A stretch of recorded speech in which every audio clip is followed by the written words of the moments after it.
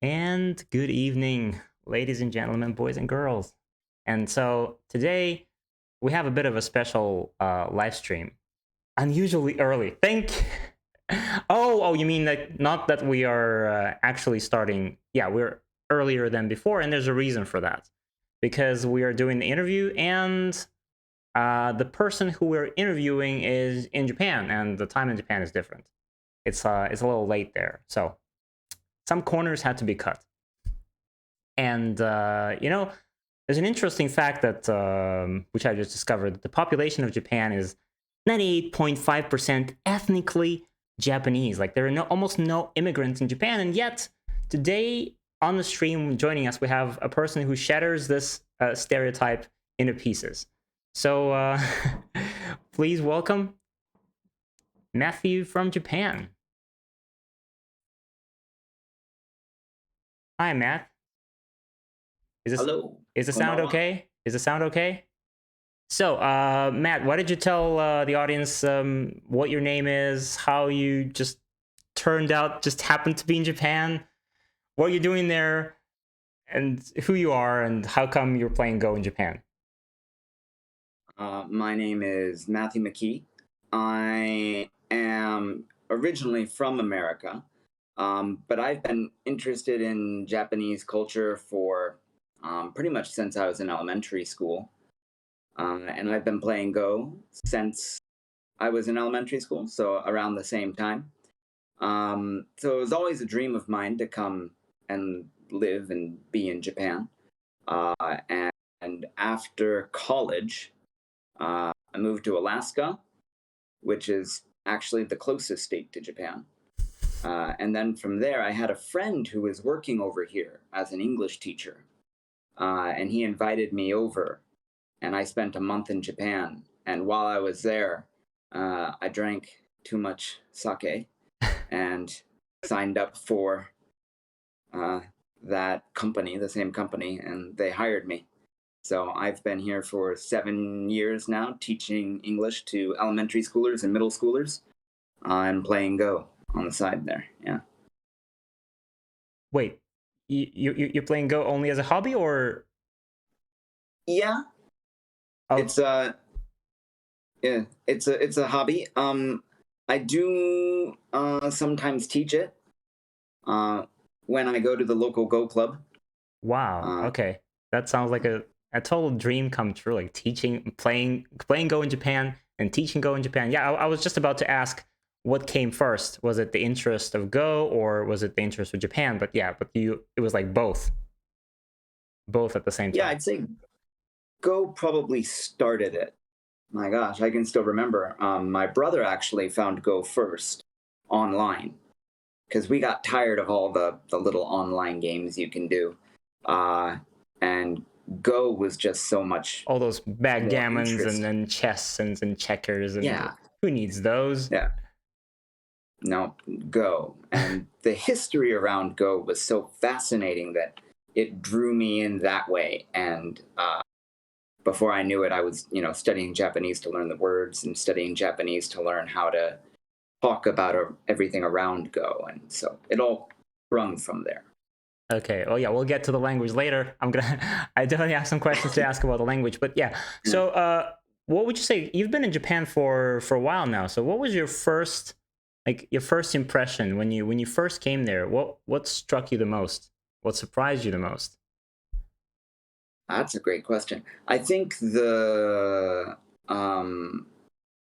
way people treat courtesy is so very different from anywhere else I've ever been, which is why maybe people sometimes confuse Japanese hospitality with friendliness. Yeah. The Japanese are very friendly, but before that, they're very helpful. So if they see you lost in a grocery store, they'll come up and ask you, do you need help? Can I help you with something? In the best broken English they can do. Well, isn't this the same thing you would expect from an American? I think there's the same stereotype going along about Americans, that they would, if you're lost in a grocery store, they would still come up and say, "Can I help you with anything?" Wouldn't that be better had an American help me? No. I mean I I'm heard the not same. pretty enough. I kind of heard the same rumor about the U.S. I've never been there though, but to confirm that. But No, I don't. I never. Man, it's a different kind of friendliness. I think yeah, Americans are friendly, but the degree to which Japanese people will help you is amazing. So like if I'm lost and I need to find this restaurant, like they will escort you to the restaurant. And yeah, that is nice. if you don't know how to buy a train ticket, they will hold your hand through the whole process of buying a train ticket. And they're just being what they consider to be the culture's level of polite. They're not going out of their way to do anything for you. They just think that's the normal level of do that. Okay. And beyond that, this is going to sound weird, but beyond that, the architecture, very modern, but still very Japanese. The architect. Yeah. This is the question actually that I wanted to ask later, and maybe not even ask at all. It's about this the concept of wabi sabi. And that's for me that's very tightly connected with the architecture and the appreciation of what is actually beautiful. And maybe one last question, just tightly connected with the same thing. Like, what would you say? Like now that you've lived there for was it 7 years? You said. Yeah. So now, after all this time, what is now you would say your favorite part, your favorite element of Japanese culture that is still attractive to you after all these years? That you still find fascinating. Every day I wake up, even if I'm having a bad day at the base level, I go, I'm having a bad day in Japan. Right? What's wrong with me? Eh? Yeah, like a bad day, but I'm in Japan. It's a bad day anywhere else. But after 7 years, one of the things I never ever get tired of is my students. I'm lucky I live in a small enough town where I run into my students when I go grocery shopping sometimes, and the interactions that I can have with my students, because they'll go sensei sensei, and then I get to meet their parents and talk to their parents a little bit and stuff, and but just the students keep me on my toes every time. You never know what's going to happen, and it never gets tired. And this whole idea of being called sensei in Japan, in Japanese, Yeah, it just sounds so good. Oh yeah, little shiver down your spine. It is, yeah. It's just goosebumps. So, by the way, how did you learn about Go Magic? Because you just appeared in our Discord at some point, and we started talking, and you were from Japan. How did you learn about us? Man, I think the first time these little bubbles pop up on OGS on occasion, where it's like Thank God we're doing them. Yeah, right. These people are streaming or something like that, and I saw Go Magic a couple times, and I didn't really know what it was. I thought it was just another streamer, but I watch a lot of the Japanese Go Association's videos on YouTube, and Go Magic's videos popped up as a suggestion, and I clicked on that and watched some of your courses that were up there, just the mini 5-minute courses. Mm-hmm. I thought, wow, this is really great content, and it's really well made content, and it's easy to understand. And what more could I ask from? And it's not in Japanese. Service that's, yeah, right. A service that's claiming to teach Go in a new and simple way, and you guys definitely delivered on that, and I definitely wanted to participate. Yeah, but there's probably also a lot of like for a person living in Japan, there's probably a lot of content on Go in Japanese available everywhere, isn't there? Yes. Okay. Yeah, but when I think when it comes to Go, too much is never too much, right? Okay. All right. So I think maybe it's time to tell everyone what role you're going to be playing in our project, actually. So Matthew is going to be making a course, a Go Magic course about, well, why don't you tell us what this is going to be about? Well, I'm very excited to make a course with Go Magic. The whole process so far has been amazing and fun and interesting, and I'm overjoyed to be participating and contributing. And the course that I'm going to be making is on one of the most amazing Go players nobody's ever heard of. Or if you have heard of him, his name went in one ear and out the other. So, and I think that's a shame, and I think it's time to rewrite history and make sure everybody knows. Damn right. about, about Kajiwara Takeo.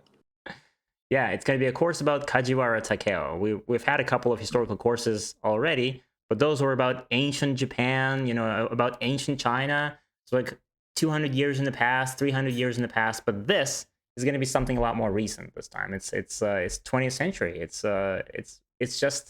It's so close you can almost feel it.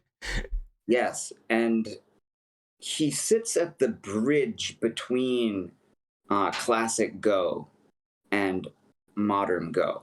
He was there and participated in that transition for the new Fuseki ideas and all that. And he was also there when the last classical master, Honinbo Shusai, was still alive. So he's got a foot in both worlds, and it's fascinating. Yeah, that's I as someone who makes courses and who has to read a lot about Go, I've heard about Kajiwara, but yeah, I'm sure that a lot of our viewers probably haven't, because Kajiwara is not the most well-known player in the world, and it's a shame. And yeah, it's about time we change that. So we have just to show everyone just what kind of player Kajiwara actually was.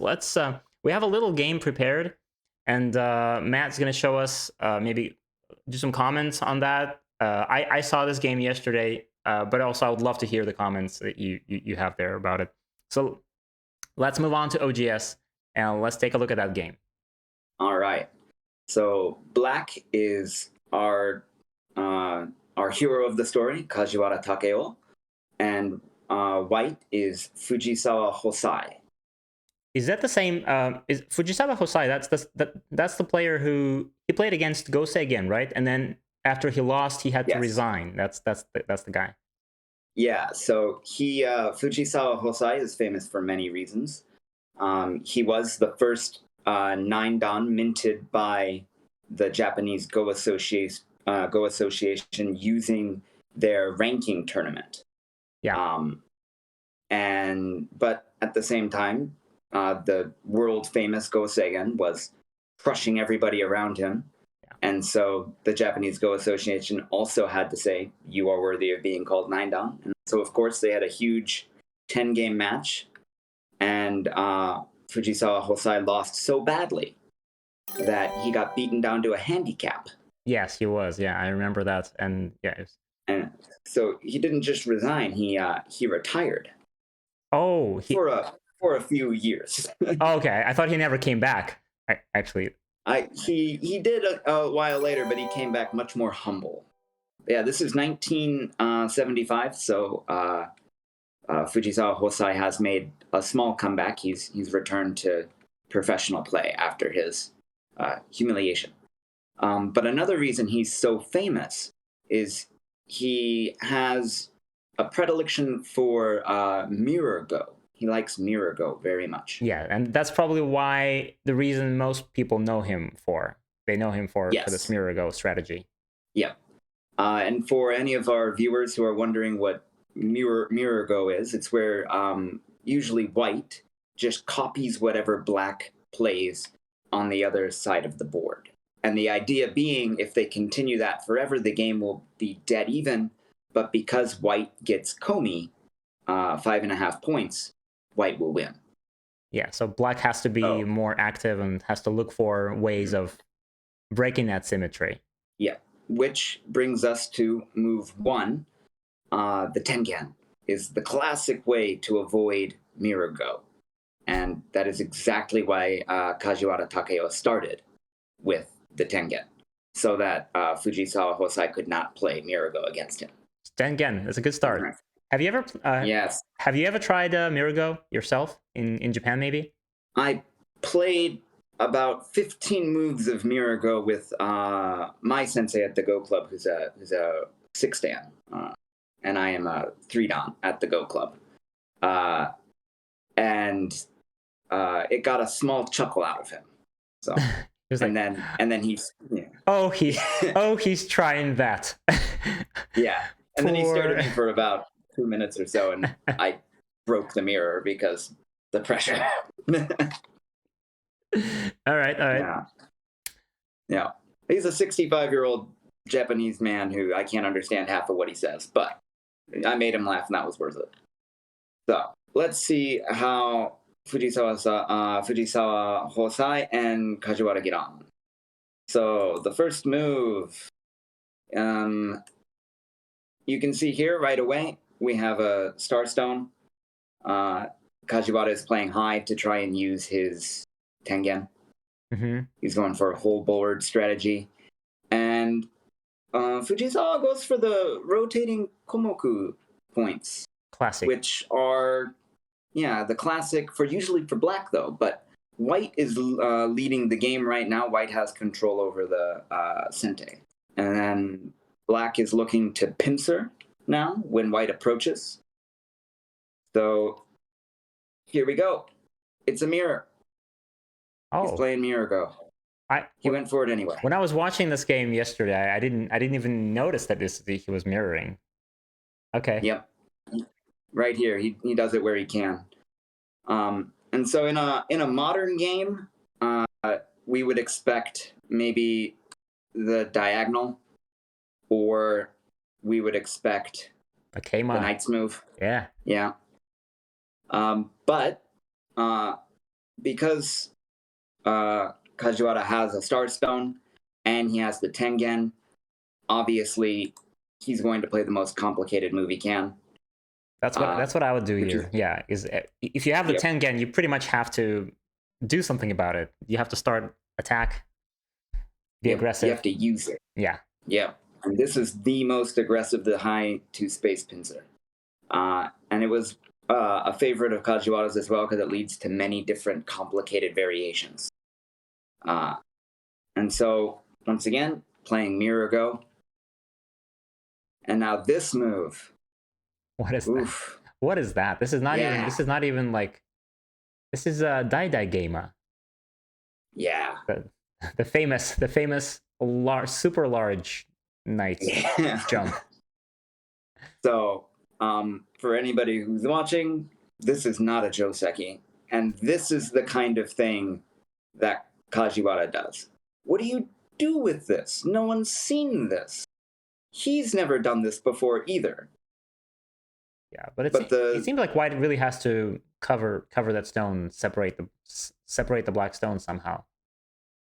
Yeah, and it just looks hard already, I think, for white. The board looks very black. So, you're correct. He separates. And then... Yeah, and I remember I tried to analyze the game myself first, and then I thought I'd ask Katago what he was thinking about this, and surprise, Katago thinks that this is the best. Come on, what? This is the best move according to Katago. How wonderful could it be the best move? Yeah. How do you find this in a game? Right? And I think we're seeing, once again, another aspect of Kajiwara, which I hope during the course many people will grab a hold of, which is this going with the flow kind of game and being willing to give up your stones here. And so that's what he's offering. And it looks rather tempting, doesn't it, to just gobble up that stone there on the side. So maybe we should ask people, where do they think white should play? All right, I've got 4 moves up there: A, B, C, or D. Well, I mean, I don't really want to, like, C is definitely not the move I play. Everyone is saying, most people are saying B. Most people are saying B. B is the kind of shape, like, this is inviting. This jump is actually, it's inviting you to jump at B. And the problem is, I think, I'm almost sure that if you jump at B, it's going to be Oh, it's going to be bad for white.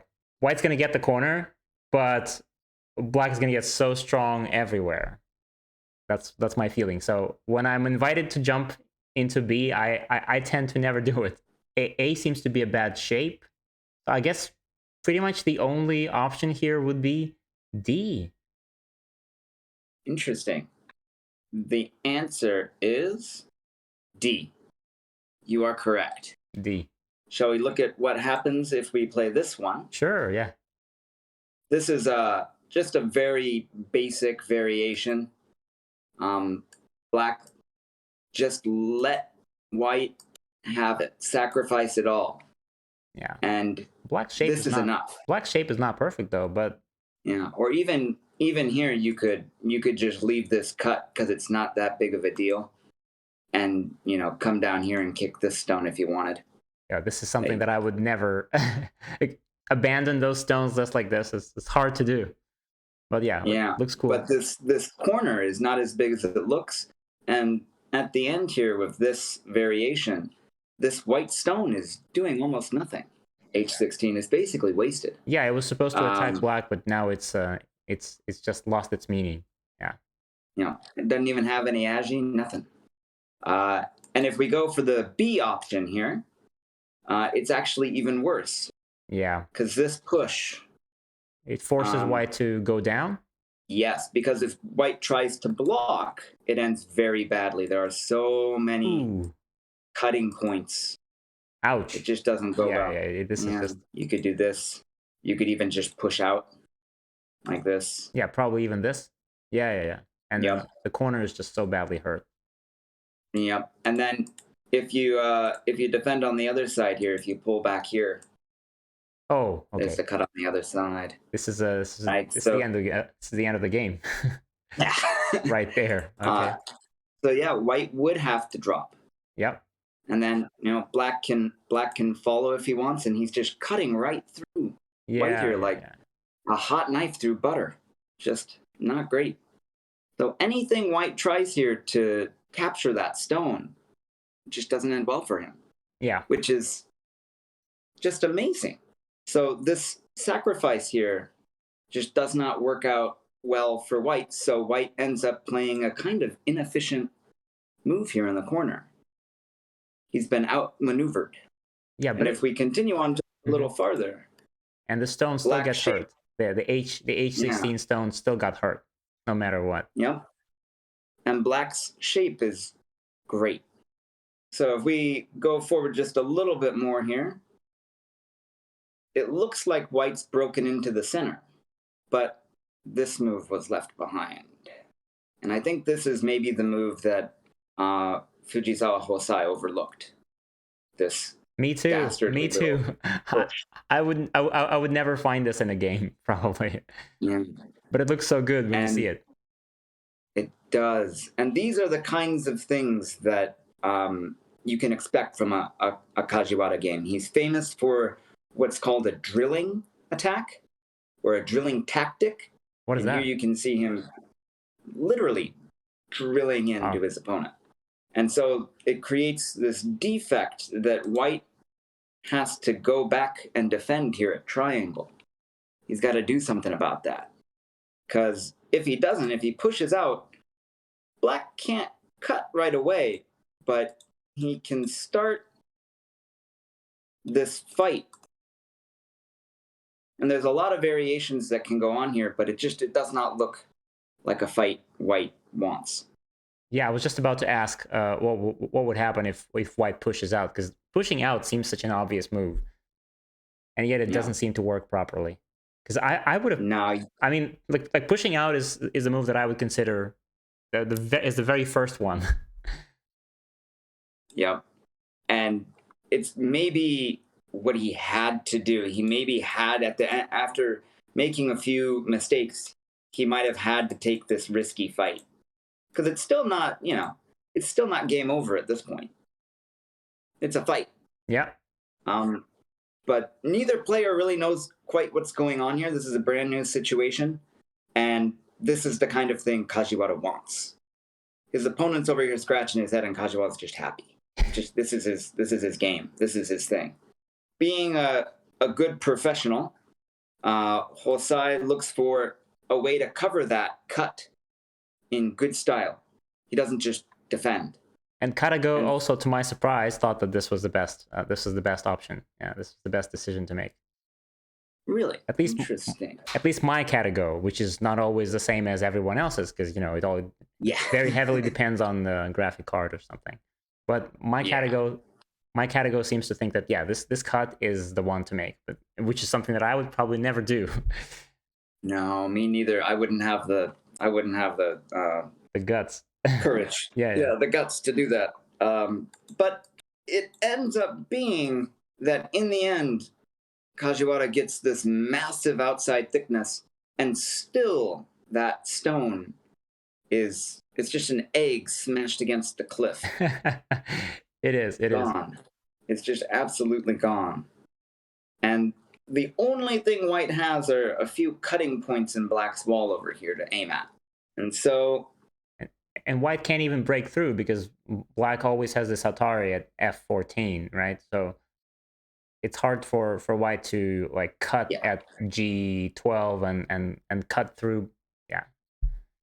Yeah, this is double Atari, so it's impossible. Yep. He doesn't have it's a very good wall. The more I look at this position, the more I realize that this is exactly the kind of position that I enjoy having in my own games. Like as black, I would love this. Even though I think Katago is kind of thinking that this is a little bit better for white anyway, surprisingly. But to me, this looks so good. And like, I would love to take this as black and play this. Yeah. And this is going to be, you've brought up a wonderful point. This is going to be another part of the theme of the courses. What the computer tells you and what the human brain can understand when it comes to Kajiwara is really a difficult balancing act to play, because the computer looks at this game and goes, oh, there's plenty of potential, I'll be fine. I look at this, and if I was white, I'd be, my lord, where did I go wrong? Exactly, yeah. I would, like, this is the last thing I would be thinking right now. Yeah, I have 10% of advantage right now. No, no. No, I would be looking at this board and going, I'm not going to enjoy the next hour of Go that I play. I'm going to be run around this board. Because when white jumps here, he's running. This is the classic theme that most Go books tell you. Drive your opponent toward your thickness. And black even has the satellite at the Tengen to cover white's exit. This is everything black could dream of and more. It looks like the game that he can't lose. And so if we go on just a little bit farther here, this kick is an interesting move. I'm not sure what your Karago thought about this one. I don't remember. I didn't ask at every. I only asked at a couple of crucial points, which surprised me. Yeah, here I would definitely never play this kick. I would probably just play the Keima. Yeah, I would be thinking of playing this classic kind of move here. Yeah. And the issue with this move might be that it's well studied. True. And Kajiwara is probably thinking at this point, this looks like a good game for me. How can I mess it up? And it also how can I make it? It kind of also leaves white with a very simple option of living in the corner if need be, right? If you play the Keima, then white can just play slide left and right and live if necessary. But after the kick, it's not so obvious how white is going to live there. Yes, and this is probably the very similar thinking that Kajiwara was having, which is it's really hard for white to make a base. Yeah. And it's really difficult to see what's going to happen next, which is great. I love every word of that sentence. This is his jam. This is his thing. So white doing the best he can, I think, here to try and make some potential to get out. And this peep Ah, It's pretty deadly, yeah. I can just I can see Fujisawa Hosai just hating himself, just you know, hating himself when he had to connect to this. which he did.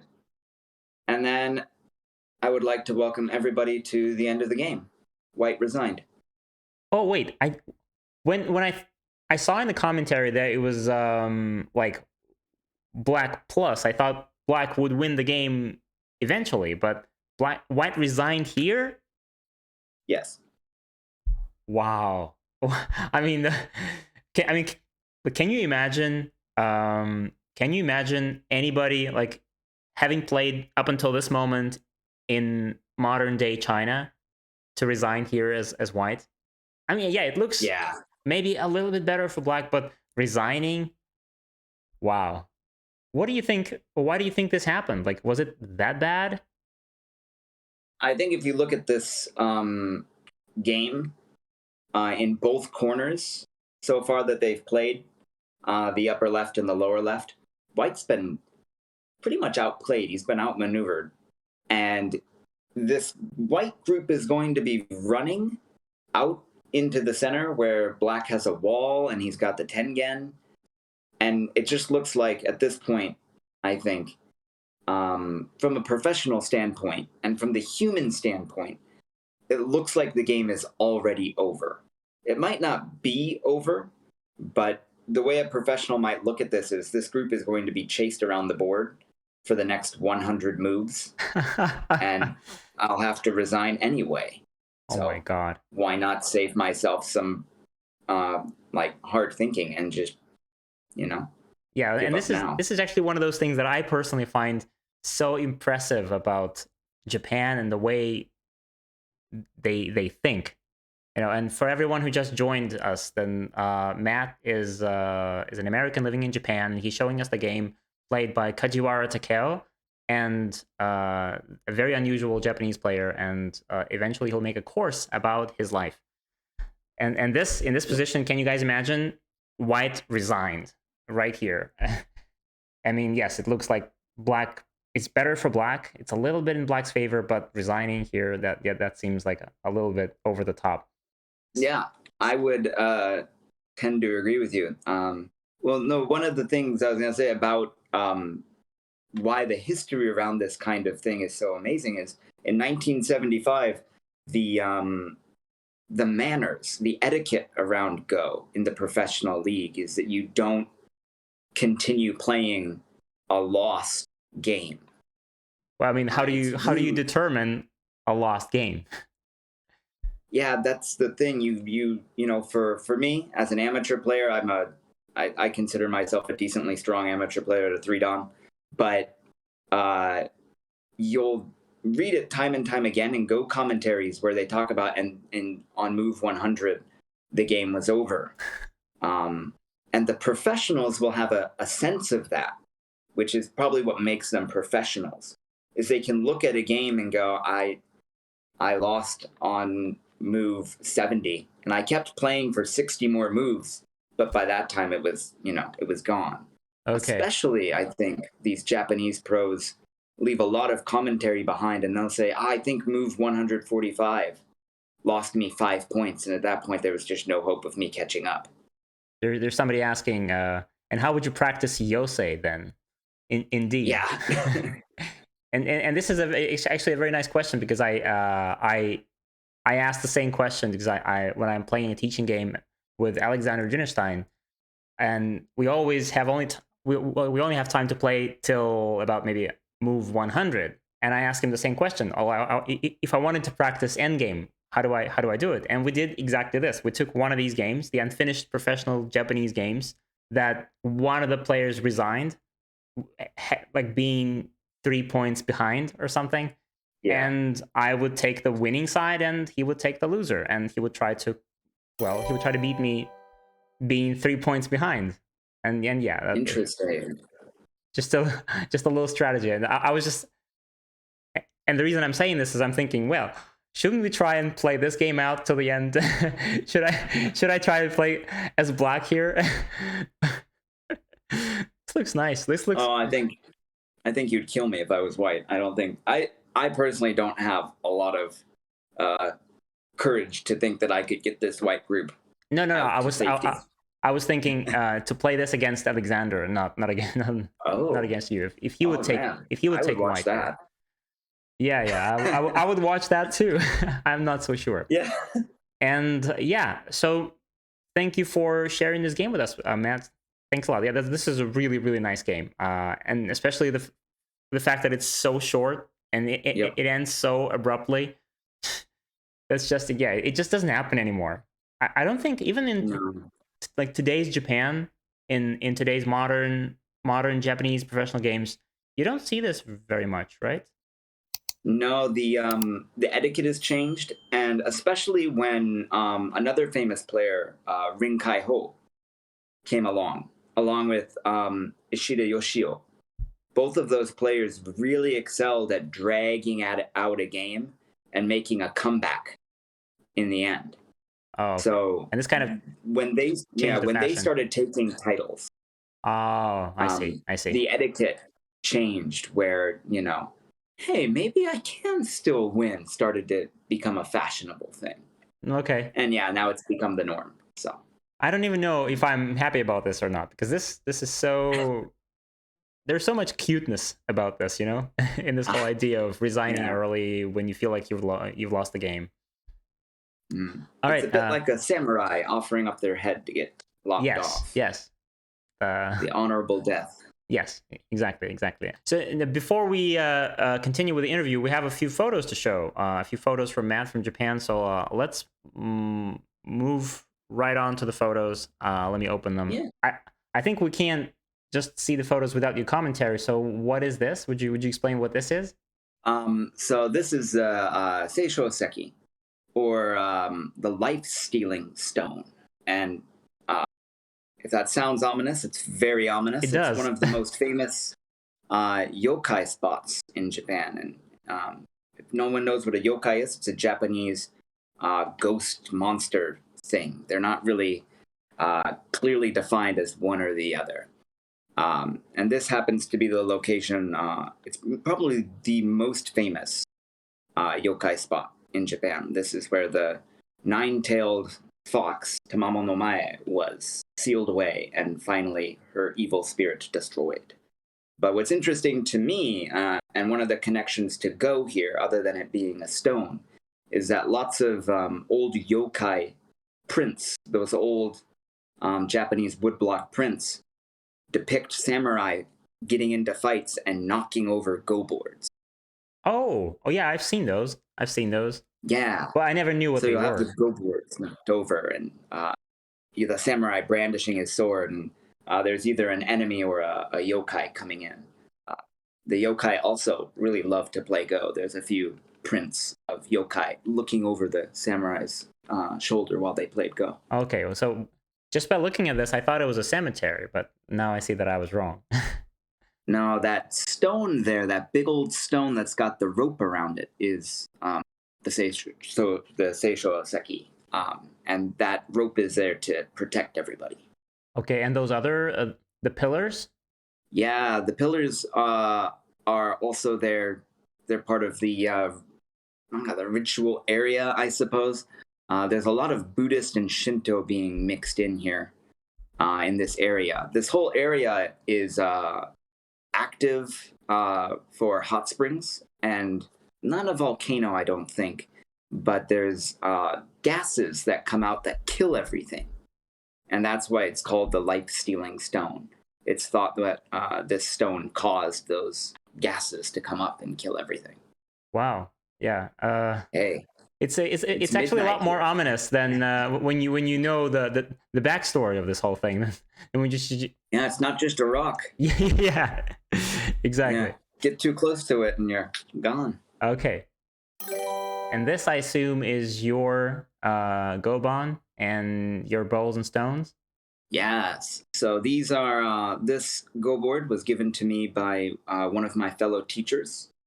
Her father was an avid Go player and had a Go board from the Edo period, which unfortunately I did not receive. But this was his personal Go board. This one he had commissioned and made for himself. So I was really happy to receive it, and it's the board I will be using in the course.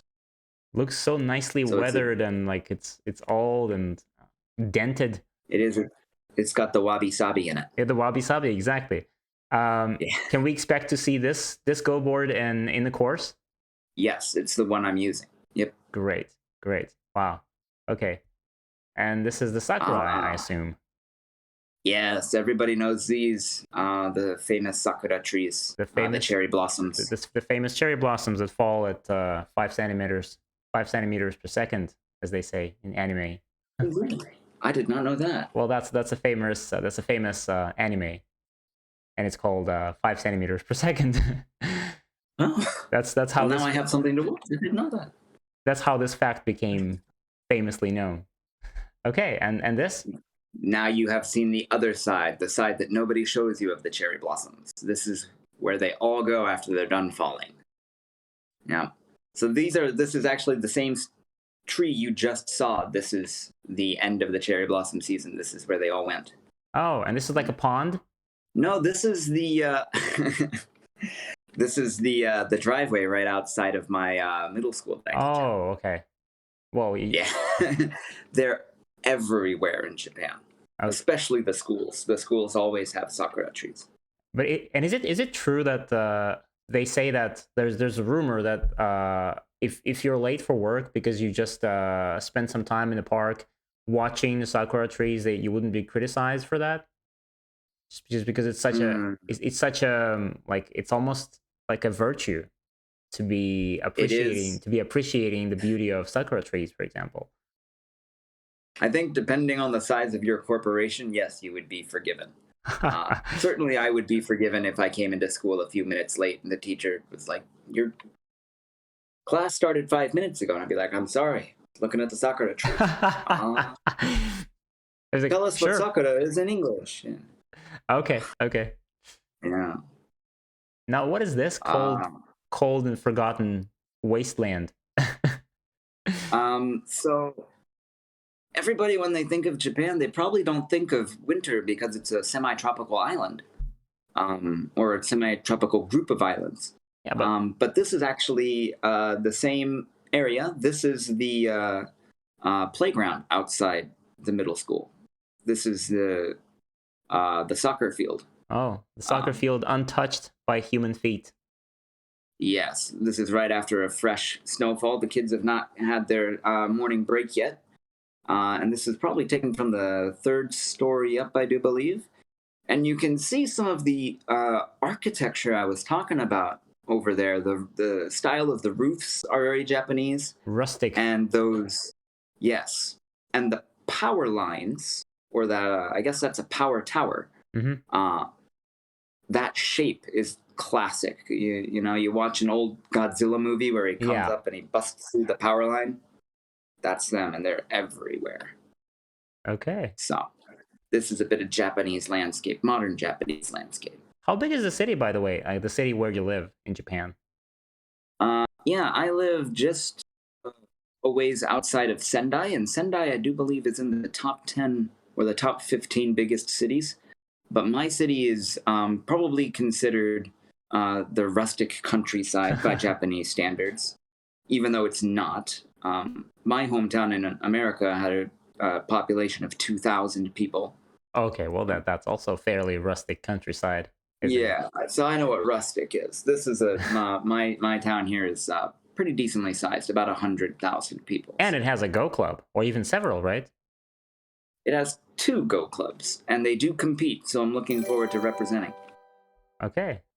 Ooh, okay, scary spiders here. Yeah, this is the Jorogumo, or the golden orb spider. And this is once again right outside the middle school that I teach at. Okay, I'm gonna skip this in case there are any people who are afraid of spiders here. Okay, that's a good skip. Skipping right to the Goban. Yes. The reason I sent you guys this picture is these go bowls are a unique shape. Yeah, this is. I think a lot of our viewers might never have seen a shape like this one because we're so used to a different shape in our Western in the Western world. What is One of this these, I called? do believe. So this is the normal shape of a goban, or the goke, the bowls. The bowls. Yeah. Yeah, those are called the honimbo style. They were used by the honimbo house here in Japan, one of the four go houses back in the Edo period. That style is directly connected to them. And what's the name of the more natural one, the one that we're all used to?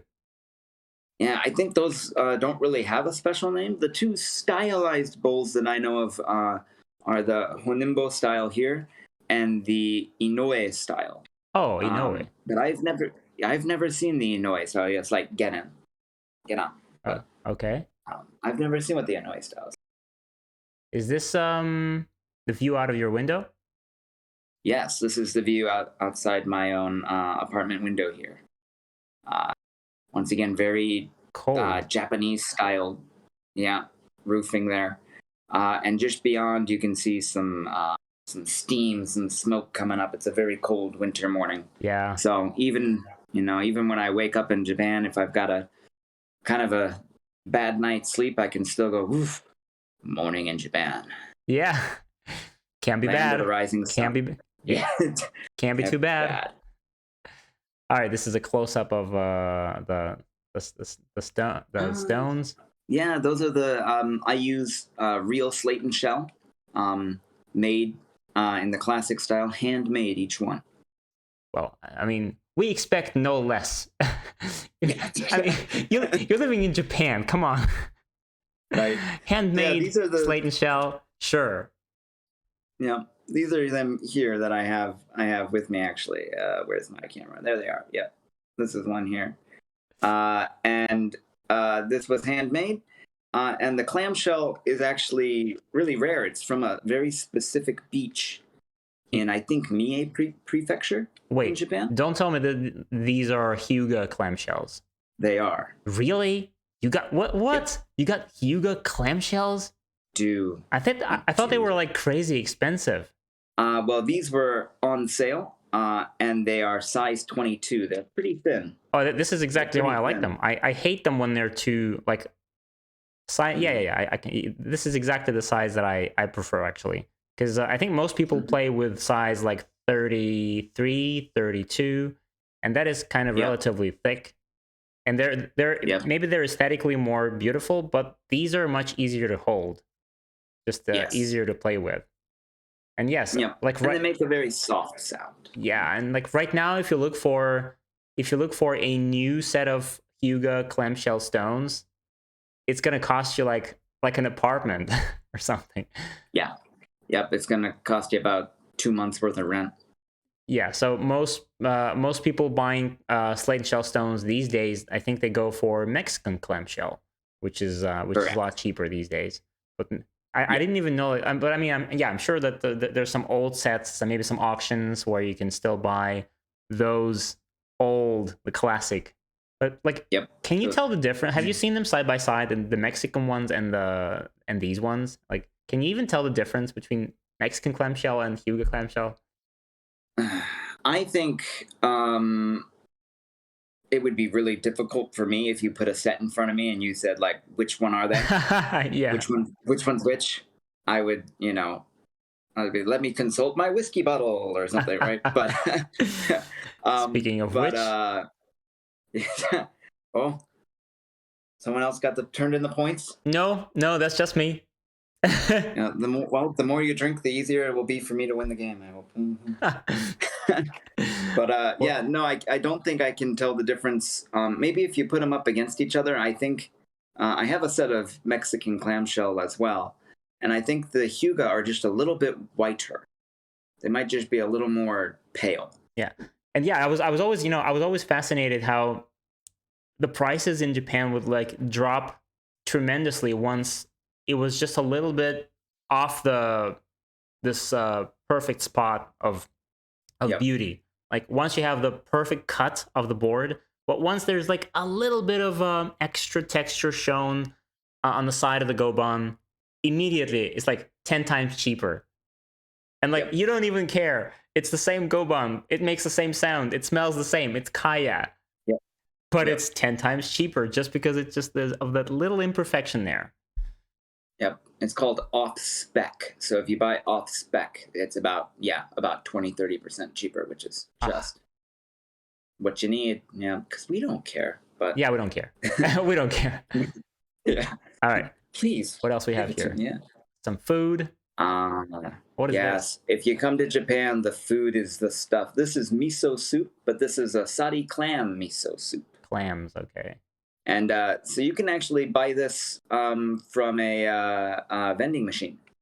Yeah, this is what I heard. I heard that in Japan you can buy anything out of vending machines, like anything. Yep. If you're in Tokyo and you're waiting for the Shinkansen to come by, the really fast bullet train, yeah, you can get a lot of stuff from a vending machine. But like soup, yeah, I didn't see it coming. I thought no, me neither. Okay. Yeah. Oh, okay. And this is a smaller picture, but it's I'm assuming this is your room, right? Yeah, this is the living room where I'm sitting right now. Actually, you can see the curtains behind me. This is the perfect setup for just a weekend with Go tea. Yep. Yeah, and this is the Japanese national broadcasting system. This is the NHK, and every Sunday they have Speed Go. Yeah, Blitz. That the professionals play. Blitz matches, right? Yep, they have a tournament called the NHK tournament.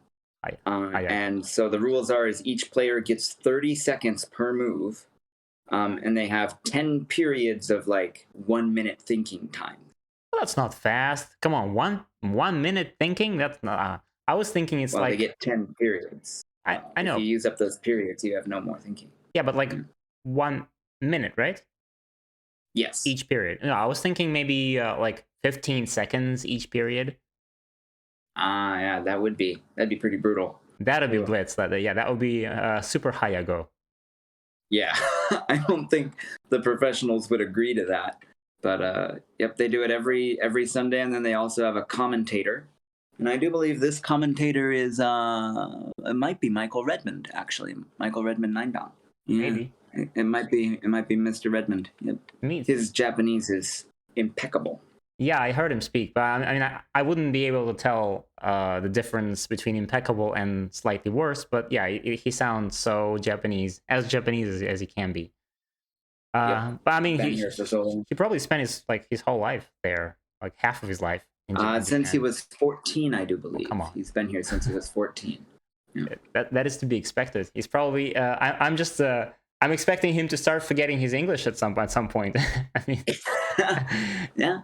He doesn't use it that often. He might when he gets older. Yeah. All right. He does a lot of streaming in English, though. All right. Thanks for the photos. Thank you. Oh, let me read the commentary first. Oh my God, there's a lot of questions there. Someone said, Seisho Seki have formations. I guess that was when you were showing that Seisho Seki, the stone of formations. Okay, I don't know what it means, but I mean, the first time I heard Seisho Seki was like 10 minutes ago. Yeah. Yeah. I think they're saying it had different forms at one point. It looked more like a statue at one point before a Buddhist priest walking by was like, "Nah, get out of here," and broke it. Yeah. That book is my favorite one. Says Worthius. Appreciating Famous Games by Shuzo Hira, and that was the book in your room next to the Goban. Yeah, I love that book as well. Yeah, that's a great book. It's just it's filled with lovely commentary, great stories, great like storytelling, narration. Yep. Fantastic. Sets the mood. Baseball Diamond. I guess it was about the field. I don't think it was a baseball. It wasn't. It was just soccer, right? Yeah, they do soccer, baseball. They do everything out there. It's the most space you'll find in Japan is an elementary and middle school soccer field. And Anton is asking that is first is Matthew a pro? No, Matthew's not a pro. Matthew's in. It kind of looks like Michael Redmond, doesn't he? Well, that's kind of you, but not a pro. Yeah. No. So Not in a million years. Matthew is a Japanese 3-dan amateur, right? Yes, that's what I'm ranked at But with my a Go club. very deep interest in pro school teacher with a very deep interest in Japanese Go history. So he knows he definitely knows a lot more about Go history than I do. And That's kind of you. and that's the reason he's doing this course about Kajiwara for Go Magic. I'm just expecting this course to be a fabulous thing that I would love to watch myself, because I love Go history too, and especially when someone else is doing the storytelling and I'm just one of the spectators. I'm just watching it. That's really cool. And Anton is asking, what should an ordinary person do to move to Japan? That's a question that I wanted to ask this sometime later, but yeah, that's a good one. Like if anyone wanted to follow in your footsteps, like to be inspired and try to experience all of this firsthand and go to Japan, where does one even start? I think right now the two biggest entry points to Japan are technology. If you're a tech savvy person, especially with computers and like code and things like that, they definitely want a lot of tech people here. I see a lot of talk about visas for tech being pretty easy to get. Other than that, doing what I did and am doing, which is teaching English, is an easy way to get in. They're always looking for more English teachers here. So those two. I wonder if they hire non-natives. They actually they do if your English level is fluent. So Vadim, your English is amazing. So I'm sure if you didn't tell them, they would go, "Oh yeah, he was a natural born English speaker, wasn't he? Let him in." Yeah. But of course, I would have to tell them, and then I would just have to Yes. throw myself at their mercy and just hope that they would accept me. Well, I'm actually betting that if you tried, they would, because seeing as you have studied it all yourself, you know how to study English.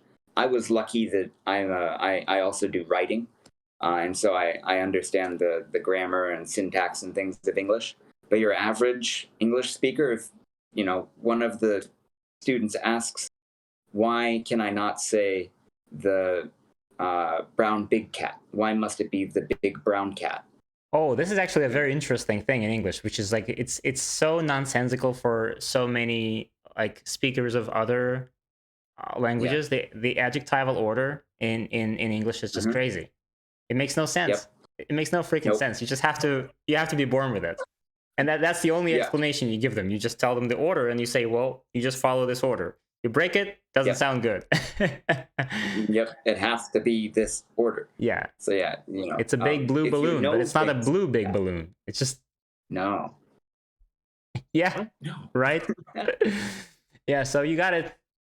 For all of you guys out there, all of you English speakers, this is a straight path to Japan. This wonderful culture. The marvel of civilization. And, computers and English. That's how you get in. Computers and English. All right. So let's so what do we do? We have either a simple like a 13 by 13 game, which is no, or we could do the 17 stone handicap survival game, where black gets 17 stones handicap on the board and white tries to make one living group. White makes one living group, white wins. Black kills everything, black wins. What do you say? Interesting. I'm happy to do either one. What would be the most entertaining for the viewers? Well, we've never done the 17 stone handicap, so let's. I just hope it's not too like hard to play and ask and answer questions at the same time. But yeah, you could. I'll set up the time limit, like so that you wouldn't even have to think about the time. So I hope it's going to be okay. I guess we'll start like a regular game, and then somebody passes, like white passes 17 times, and black just places 17 stones on the board. Sounds good. So do you want to be the one living, or do you want to be the one who kills? Do you want to be the killer Good or question. the survivor? Oh, make me the survivor, I guess. Okay, so you're I think you're white. stronger than me. So Yes, they say that living in this game is easier, so let's try and do that. yeah, I think you're stronger than me. So I will take a little advantage, please. Thank you. Okay. Yeah, another good way to get into Japan is if you're in agriculture. They're always looking for people in agriculture too, which is interesting. Computer sciences, agriculture, and English. Anton says that his way is IT, understandably. Yeah.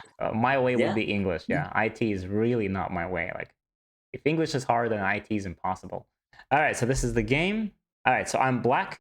I'm feeling so powerful. Pass. So much handicap. My God. Pass. Yeah. Pass. Just the board Pass. already. And now looks we do insane. this. Oh man. Oh no, Pass. my go-to. Pass. Yeah, 17 stones. Pass. And I add one more to each one of these. Pass. Oh my Lord. Pass. All right. Pass. Yep. This Pass. is gonna be. And now, yoroshiku onegaishimasu. Pass. Your turn, and you have to live Alright. anywhere.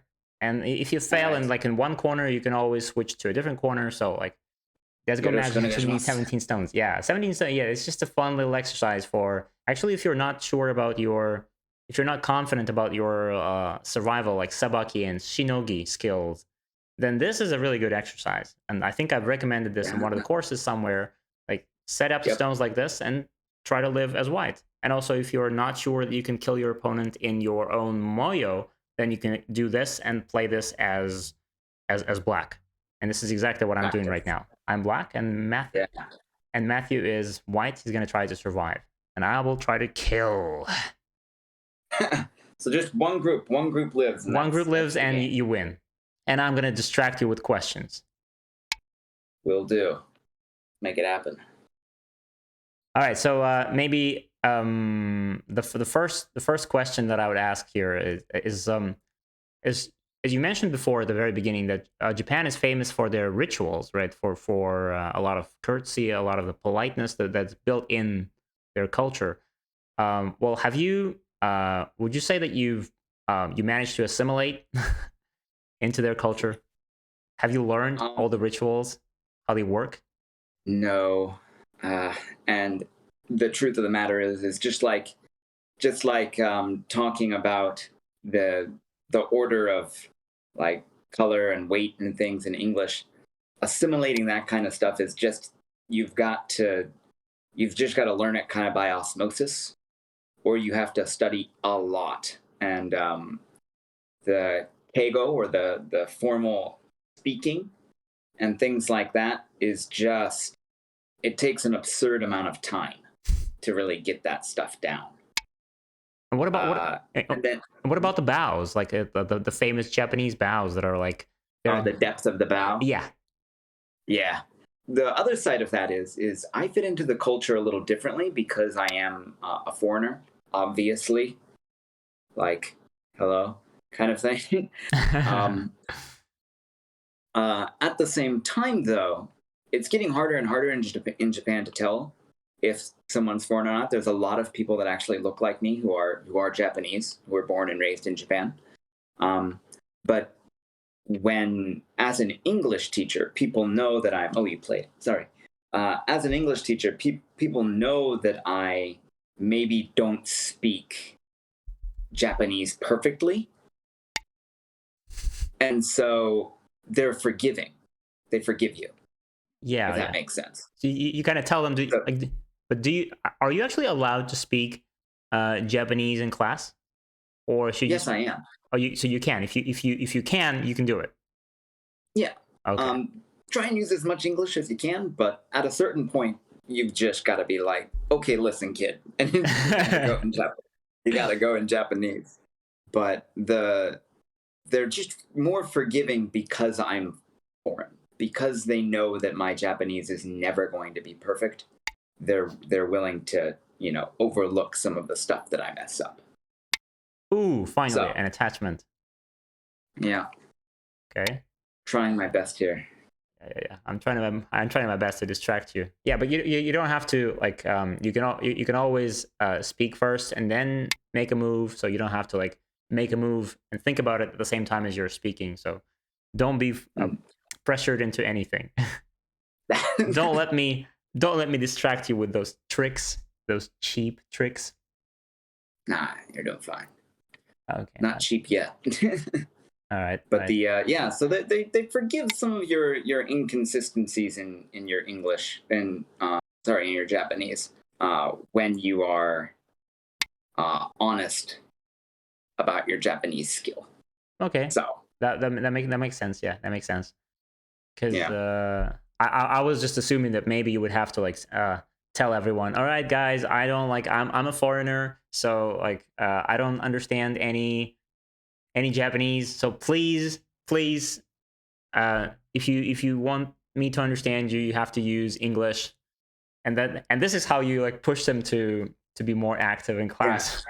Or something like that. You can use that. Lots of English teachers do that actually for a little while anyway. Even if they have good Japanese skill, they pretend they don't. So then the kids get really comfortable saying anything around them. And then about 2 months in, they go, oh yeah, I watched that too. Just randomly speak really good Japanese. And watch the kids' worlds collapse.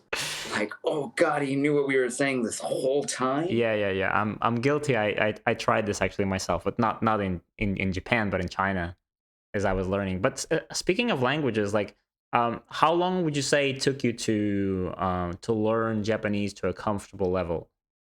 I studied some in college. It was my major in college. Okay, so when you came to Japan for the first time, you already had a pretty good understanding of how the language worked, right? I had a fundamental understanding of the structure of Japanese. This is where a verb goes, this is where a noun goes, kind of thing. And so, it made it really easy when I was listening to people speak that I could pinpoint where I was not understanding something. Oh, I didn't understand this verb. I didn't understand this point that they made. And then from there, I could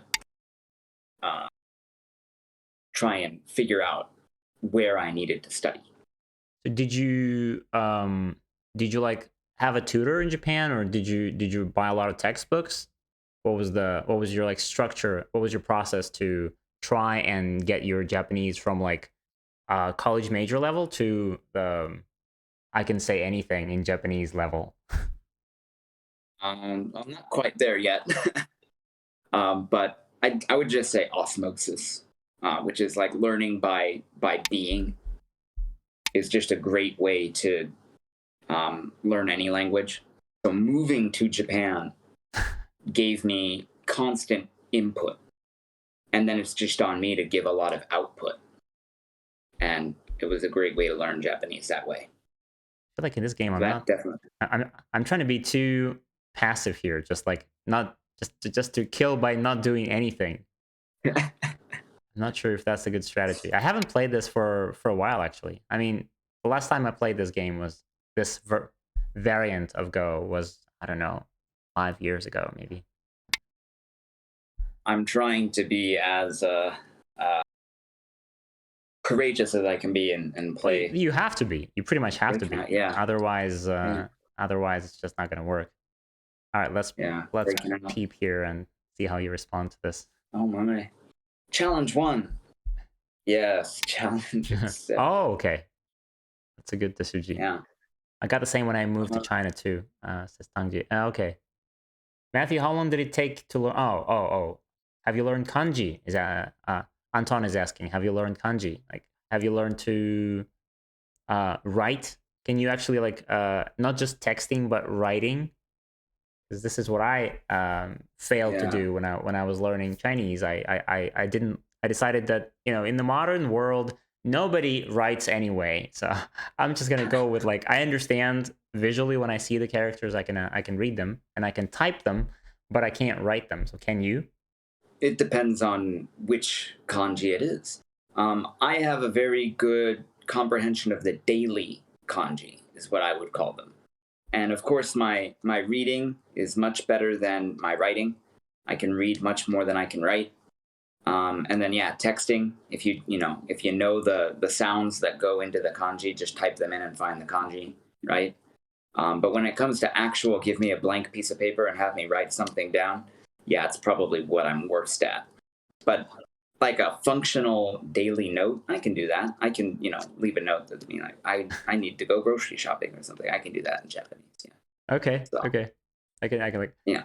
I can leave a note saying that I can't leave a note. Yeah. Can't write worth a dang. Exactly. Yeah. Exactly. All right, my move. I'll just connect. All right, so now probably the question that I wanted to ask the most, because well, I mean, there are a lot of things about Japan that I find fascinating, but one of the major incentives for me to consider traveling Japan or moving to Japan is sushi, because I this is my favorite food. Yeah. And I was wondering, like, did you have a chance to compare the authentic Japanese sushi to the American kind of sushi, and how are they different, or are they different? They're absolutely different. They're completely different. And they are, man, it's going to be cliche, but they're worlds apart. For one, I live about 10 minutes from the ocean. Like, if I picked up my phone and went for a walk, we could go look at the ocean. That's how close it is.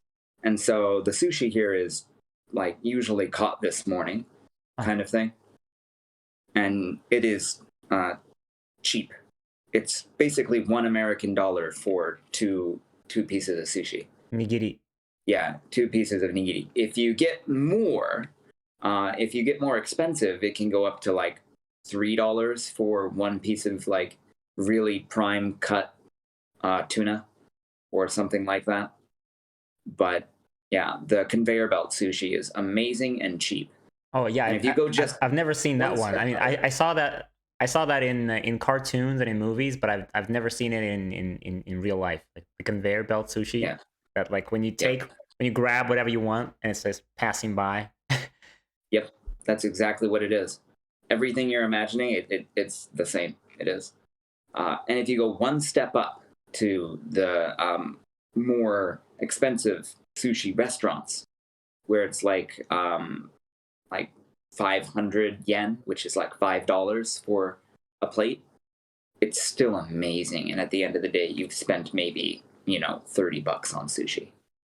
So yeah, if sushi is your goal, this is the place. Yeah. Because I feel like once you've experienced some good sushi, it's really hard to find a replacement. When I'm going back home and I'm going to a sushi restaurant, and it's always so disappointing when you pay. It doesn't matter how much you pay, but it's always not quite even. It doesn't even deserve to be called sushi sometimes. Like I'm not even sure. Someone saying Koreans managed to ditch kanji and transition to alphabet only. Why Japanese still can't drop kanji? Good question. The simple answer is that the Japanese syllabary is limited in its sounds, and the Korean syllabary I'm not so well studied on, but it's very different. But the Japanese have a very limited number of sounds, and so you can have the same word, the same sounds, and they have different meanings. And it's really simple to understand when I'm speaking. For example, if I say kami, God. Maybe Vadim, do you know that word, kami? Yeah, God. It also means hair, and it also means paper. Oh, okay. I only know the first one. I only know the God one. Yeah. Yeah. And it's probably different characters, though, right? They're different characters. Yeah, but that's the thing. They're 3 different kanji. So when I'm speaking, if I say I want kami, kami ga hoshi. People understand from context. Paper. Yeah. It's paper, right? I want a God. A little Probably weird. not. I want hair. Go away. I want paper. Okay, here's your paper, right? But when it's written down, your brain doesn't have like the time to go back and figure out the context. And if you look at Japanese writing, they use the hiragana, or the characters that are sounds. Yeah. And then they also have the kanji in there, and it actually makes it much easier to read because it's easy to break the sentence apart and go, this is this part, this is that part. If it was all hiragana, it would be really hard to read it. It's like getting rid of the spaces in English. You can do it, you can read it, but it's way harder. Why would you do that? Yeah, it's just more stress for the brain. Yeah. Spaces are way easier to learn than kanji. That's true. Yeah. Spaces are easier to learn. Okay, that's the compromise solution is that I can't see Matt anymore, but I can hear him, but I can see the commentary and the board. Don't worry, I forgive you. Thank you. Now, it's my turn, and I have to kill already. Where's my killing move? Killing move should come right about now. I don't know. Let's do this maybe. Let's do. Interesting. Try to eliminate that base and just destroy the eye shape. Building. Yeah. And I'm looking at the possible. I'm looking at the possible cut at the H6 later. Yeah. So that I could just separate the groups apart. Just keep all of the white stones. The divide and conquer thing, you know. Yeah, there's a lot going on right now. Yeah. Growing. Yeah. So I'm gonna wait with my next question to make them okay. Oh, what? That is interesting. I got two sides to go on. Yeah. With my thought. Oh, you still have the top to play. You can definitely switch to the top and just try to build a group there. It's interesting how this is gonna go. So all right, I've asked about sushi, like mission, like check. I had to ask that. Now switching back to Go for a second here. So what is a Go club? We don't have any we don't have any photos, unfortunately. But like, what is a Go club? If you had to verbally describe it, what does it look like in Japan, and maybe how is it different from what we might expect to see in the West, like in Europe or in the US? In Europe and the US, you might expect to meet at a cafe or maybe somebody's house if they have the space for that. They might rent a space out in the back of a building somewhere, kind of thing. But in Japan, they tend to use the local. They're called halls. The local halls is a local meeting place, a local meeting building, I suppose, that they use usually for like community get-togethers kind of thing. And these local halls tend to get used by all sorts of different groups in the community, and the Go groups tend to go for that. They rent out times. So my Go group meets on Wednesday and Saturday for 5 hours. And they also do an actual like ranking system and setup, which might be a little bit more unique. Like there is a group of, I think, 3 people, usually the best 3 players are in charge of like money management and all that stuff too. So the best 3 players tend to be like someone has to be the secretary, someone has to be in charge, and someone has to be the vice president of the Go group that you're a part of. And you just mentioned the ranking that like every group that is it runs its own ranks. So how does it work? Is there like if you come from like from this little city and you go to a different town, you go to a different city, and is it going to be the same rank? Like if you're a 3-dan player here, would it be the same 3-dan in a different city, or would it be a different one? Yeah, they're supposed to be interchangeable because this is maybe another unique system, but each little Go group is also connected to the Nihon Kiin, or the Japanese Go Association. So how do they award the ranks? I mean, how did you get your 3-dan in Japan, for example? So I don't have a diploma, which I guess I could get. I was given my 3-dan ranking because the first time I went, I played a game against the best player in the Go group, the 7-dan, who is a 70-year-old man who just wiped the floor with me.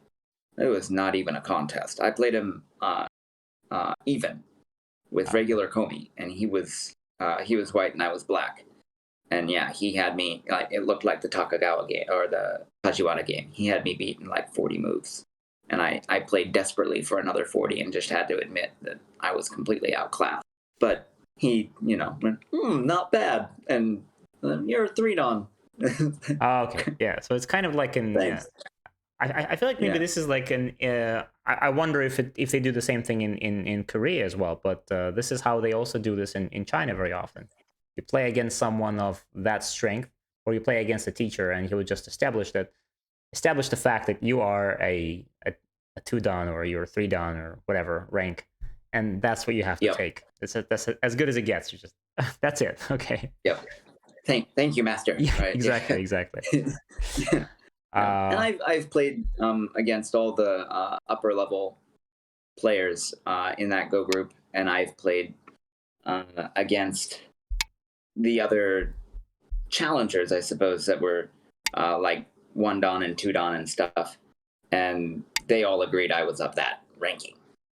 So that was how I performed. I performed well enough against them that they were like, "Yeah, you're actually a 3-dan. That's pretty good."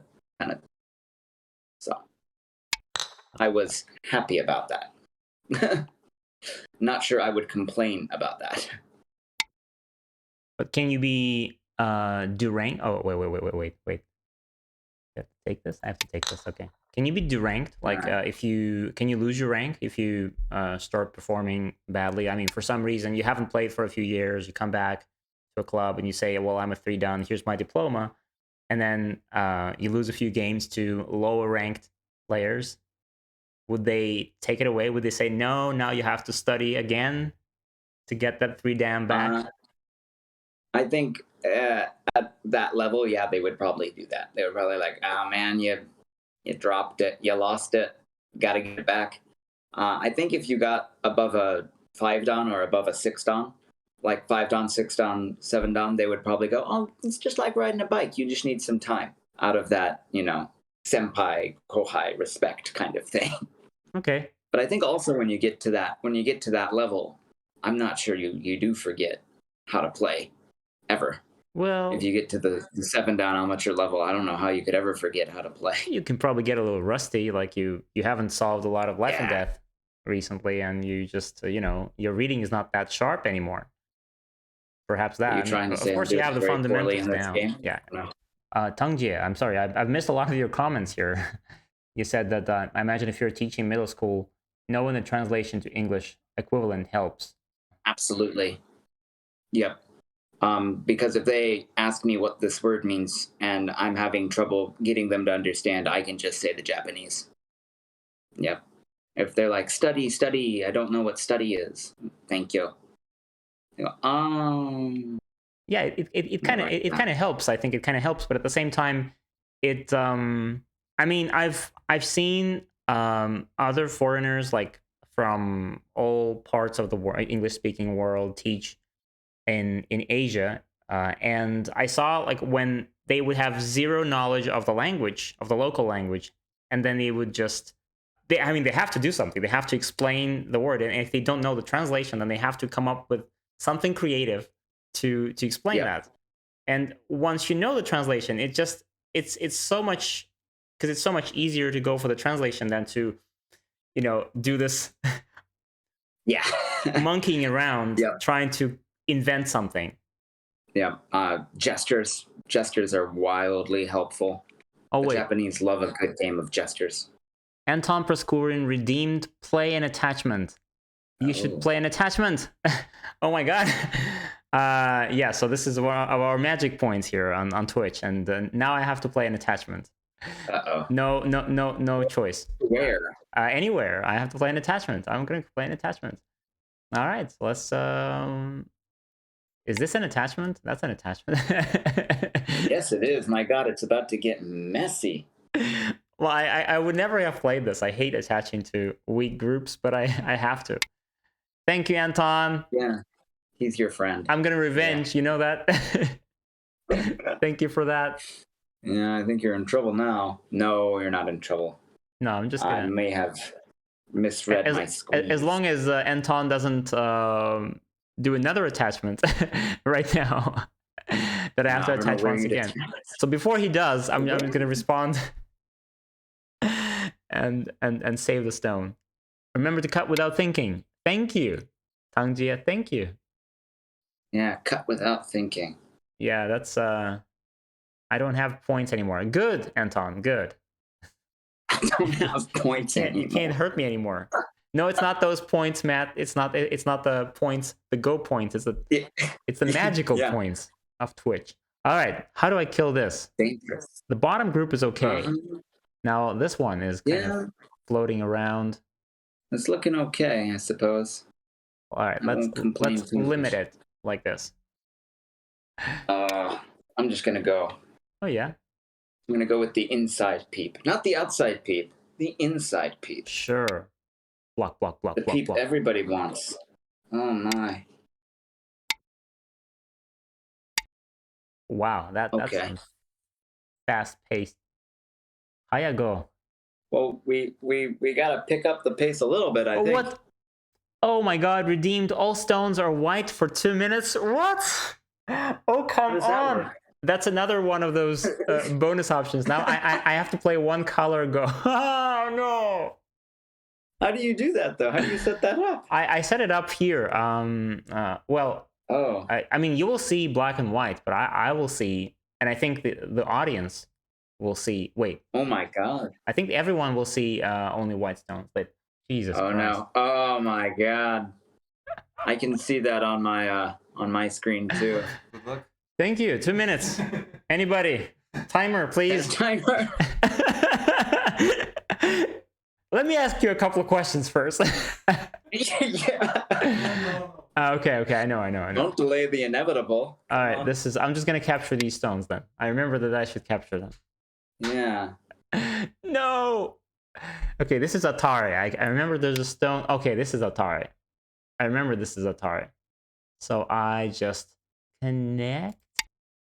I'm gonna be fair. I'm not gonna ask any questions during these 2 minutes. I'm gonna just play. I'm not sure that's fair. No, I mean I'm not sure that's fair to you. Oh, but there's no indicator of where the move was played. What did you just play? I can't see it. J11, right? Correct. Okay, J11.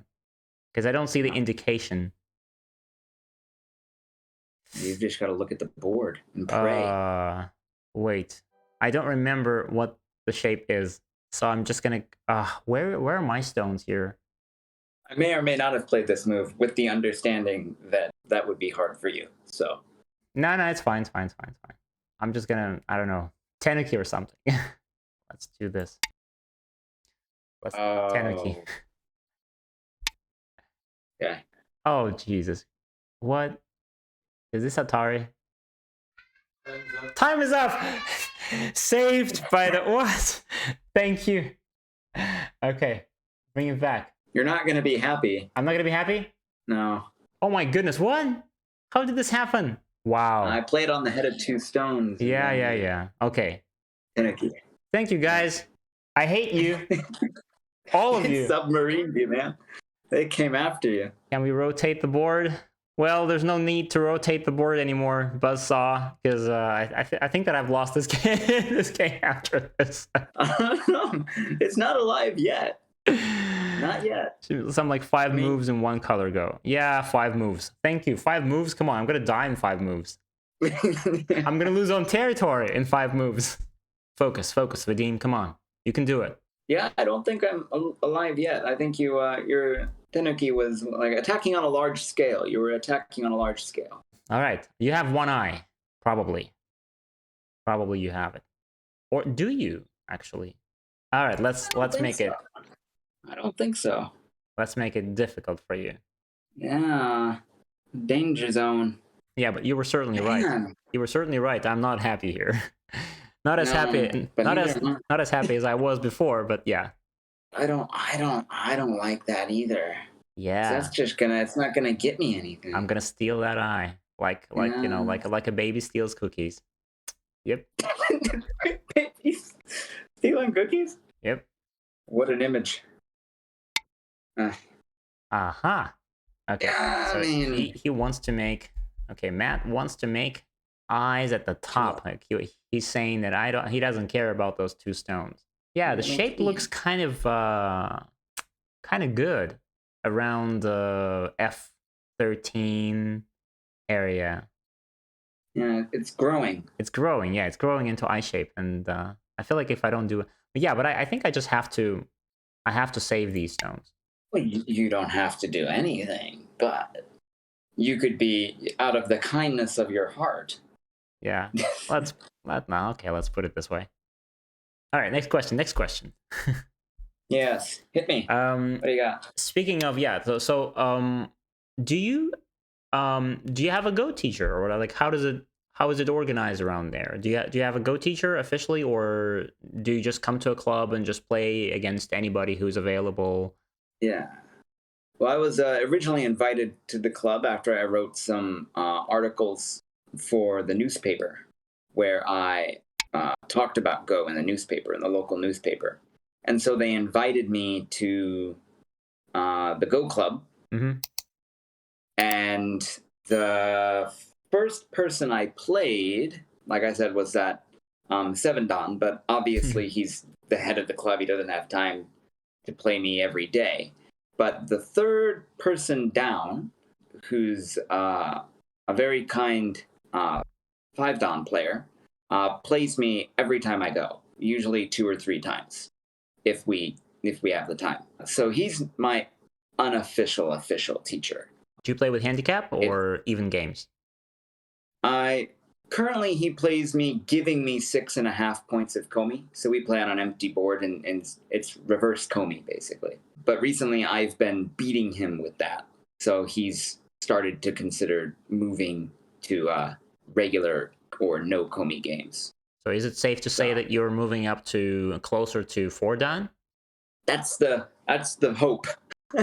And do you have and do you have a plan in your Go studies? Like, would you like? What is your ultimate goal of climbing that Go ranks ladder? How far would you want to go? I'd love to eventually get to that rank of, 5-dan. I think the dream is 5-dan. Not because it's impossible to get anything else, but because, or to do better than that. But I think once you get closer to the pro level, you start to maybe forget about some of the magic of the game, if I could steal our word, right? The pros start to talk about, like, it's 1 point here or 1 point there. Yeah. And I think the amateurs really get to appreciate the beauty and the magic of Go in a way that the professionals, kind of can't afford to do sometimes. Yeah, they just can't afford to fool around there, Yeah. anymore, because it's because they know that I know that the other person knows that if I play this, if I make this move, then there's going to be this 30 move variation that has been well studied by AI and professionals alike. So, and we all know where it goes. They that's their livelihood.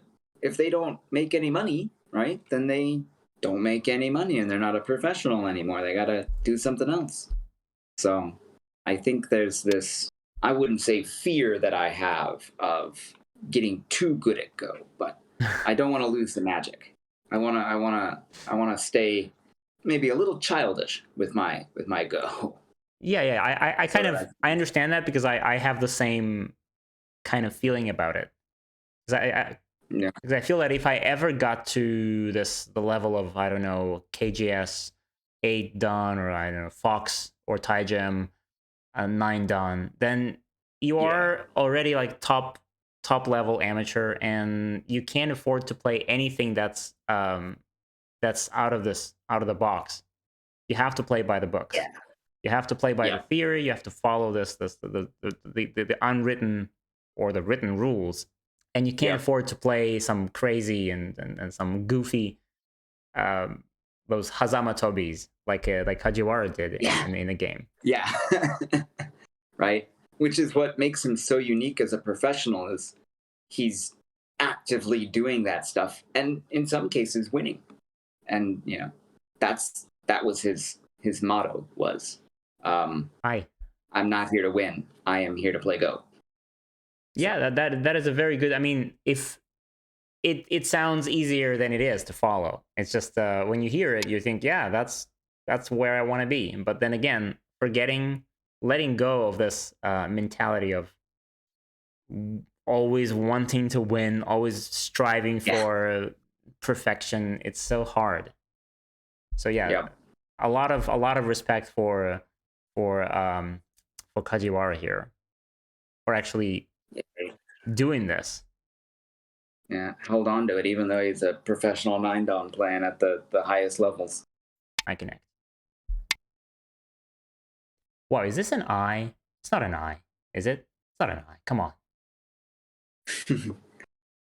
Don't even pretend it's an eye. It's an eye if you let it be one. Interesting, Vlad. Have you thought about killing your opponent? Well, this is exactly what I'm doing. I'm killing my opponent. This is the game about killing the opponent.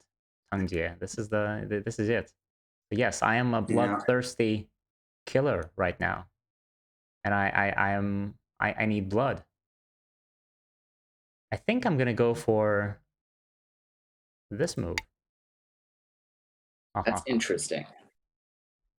Because it kind of creates this miai of not letting you make an eye there.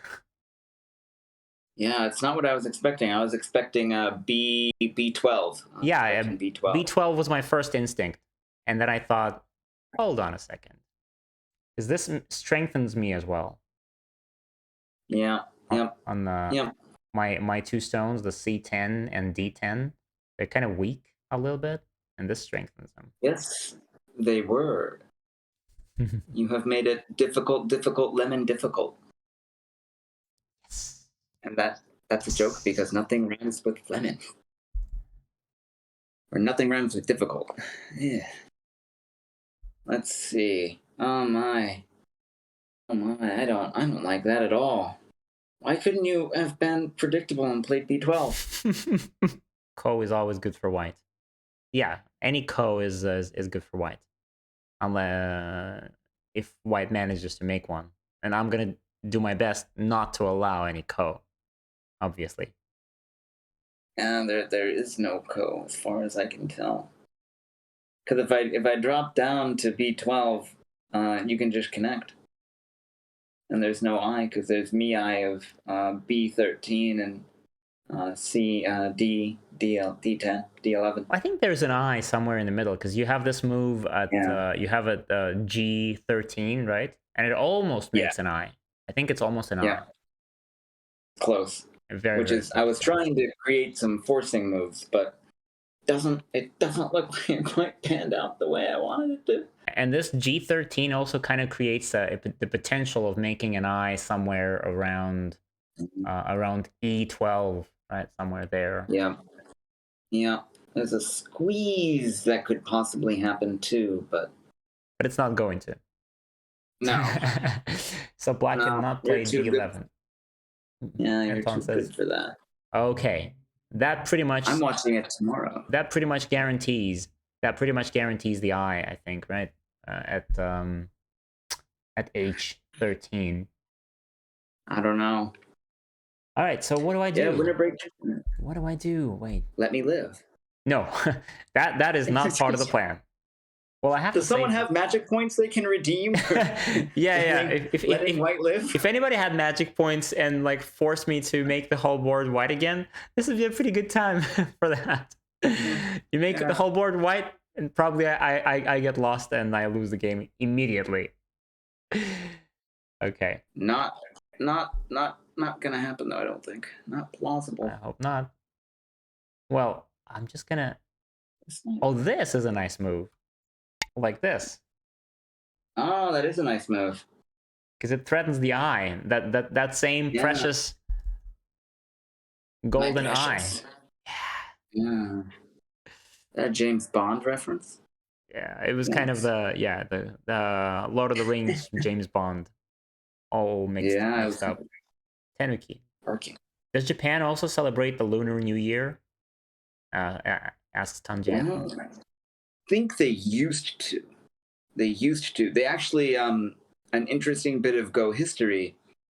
One of the Yasui heads, the head of one of the Yasui Go houses, revolutionized the calendar in Japan.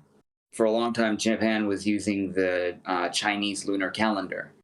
And then in the early, I think 1100s, I could be wrong about that, in the early 1100s, this really strong Go player revolutionized the Japanese calendar and became the first official astronomer of Japan, I do believe. So now everyone Go reach into the celebrates stars. the regular Western New Year, right? December 31st. Yes. Okay. Yeah. It's by the Gregorian calendar now. Okay, yeah, because the solar calendar, as opposed to the lunar calendar. Yes. Yes. Yeah, because in China, as Tang Jie mentioned, yeah, in China they do celebrate the regular New Year, but it's not nearly as big as the Lunar New Year, the Spring Festival celebration, which shifts its date every year. Ooh. But that's when like That's the not- whole. It's pretty much like Western Christmas, when the whole family gets together and and okay, that's there's nice. lots of firecrackers involved. Ooh, that is an unexpected peep. Let me respond. It's a dirty what? Go book. Next move is what that Tenuki? The unexpected peep. Wait. Oh, my next. Redeem Tenuki. Oh, someone redeemed play Tenuki. What is it so cheap? Why is Tenuki so cheap in this game? Tenuki means everything. Tenuki. Oh, Okay, I have to that play might have. Tenuki. That might. Oh man, I don't know what that's gonna do to you. I mean, those guys are really rooting for you. I feel like they just don't want to let me win this game. All right, I Tenuki. Yeah, no, that was very helpful. I Tenuki like this then. This is a Oh Tenuki. man, but that's still a good move though. Well, that's a Tenuki. I mean, this is what I have. Okay. Yeah, I think though that your Tanuki was pretty good. Tanuki was pretty good there. That's pretty solid. Yeah, but I have to. Something is gonna die. Either the stone or the two stones. So I feel like I have to. All right. And I mean, it looks like I've captured them, but I don't know if I have, and I don't know if that's if it's gonna give me life. Don't think it does. 1 more minute until your doom. He says, "Don't even think about it. Don't you even think about that." Until you're doom, young man. Until you're doom, he says. I think he's gonna redeem some more points and then force me to do something bad. Now, quick, redeem. Ask me a question. Anything. All right. Yeah, that's about time. Yeah, I was just too busy fighting through this mess. Oh man, I don't think though. I think there's a shortage of liberties though on the right, on the left side, on the top. If I try and block you on the left. Thank goodness that the shortage of liberties. Yeah, there's a shortage of liberties there. Okay. Jesus. Yeah, so the question I wanted to ask also is that we've talked about the Japanese etiquette and Japanese politeness, but does it find its way into Go as well? Like over the Go board today, would you say that there are pieces of that etiquette, the pieces of that the cultural mentality, can they be felt in the game? Or would you say that playing against a Japanese player today is almost the same as playing against anybody else? That's a really good question. What, Tanuki again? I can't pay attention because I switch between chats. Oh, play Tanuki again. Oh man. Oh, Tanuki again. Well, you do this a couple times, guys, and you're basically forcing me to resign this game. Not yet though. Okay, Tanuki. Not yet. Well, then I'll just cut. This is about to say, just cut me. Is this just a Tanuki? Cut me already. Yes, that is a Tanuki. You did not respond directly to my move. Damn it, man. I think to answer your question, yes, the cultural politeness and things like that definitely has a part in the game. You probably don't want to beat your teacher by too much points, for example. Right? If you have the ability to be like, I'm like 20 points ahead, I'll give him some end game and it'll be a much closer match kind of thing. You definitely do that.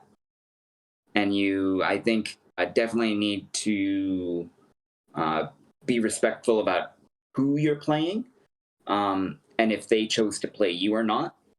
So, being the newest player, I just come in, and if anyone says, "Hey, let's play a game," I say yes. I don't ever like point at somebody and go, "You, let's go." Like it's, I am I might not be the weakest player in the group, but I'm definitely the bottom rung. Oh, okay. So even at 3 Dan, you're feeling like you are at the bottom tier of the local players. No, like I'm in the middle of the group in terms of strength. There's quite a few 1 dans and 2 dans, but I'm the newest player. I've the group that is there is about 16 people, and they've all been part of the group for a long time. So I see. Okay. Even if I'm stronger, I am newer to the club, so I have to be more respectful, kind of thing. Kohai says Mike. Oh hi. Kohai, I don't know what it means. Yeah, kohai and senpai. Kohai and senpai. Okay, that's the forms of addressing. Above and below. Yeah. Oh, and so kohai and senpai.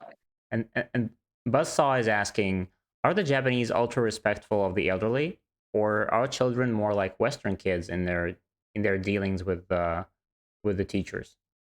The children are very respectful for the elderly, usually because that's a big part of the culture here. Is you be respectful to grandma and grandpa, but also the older people are maybe allowed to get away with some stuff that some of the younger generation isn't.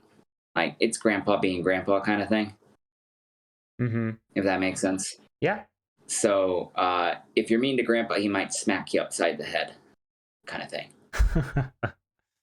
But also they are taught from a very early age to be respectful of the elderly. Darn, I was hoping you were going to take the ko. Nope.